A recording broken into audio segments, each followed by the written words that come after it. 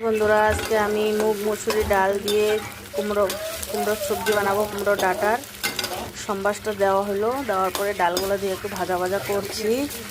করার পরে একটু ভালো করে ভাজা হতে দিচ্ছি। 5 মিনিট অবধি ভাজা হলো 5 মিনিট রাখার পরে ভাজা একটু হওয়ার পরে এই যে আদা কুচি করে ডালা হলো। আদা কুচি করে ডালে ওটাকে ঢালে একটু ভাজা ভাজা করে নেব।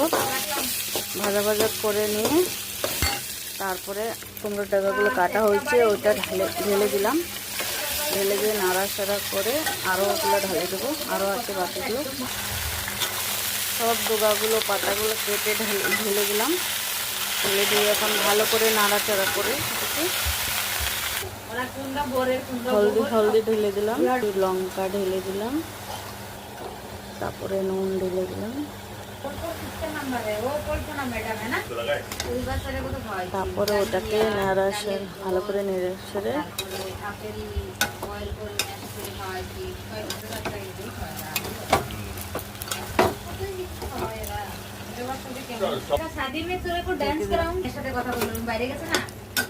पाँच मिनट बाद फिर देखो এমন হয়েছে। ভালো করে ভাজা ভাজা করব।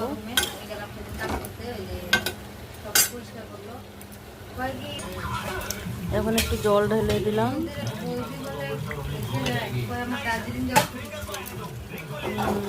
খুব সারা জল ঢেলে দিলাম। এটা বয়েল করবো।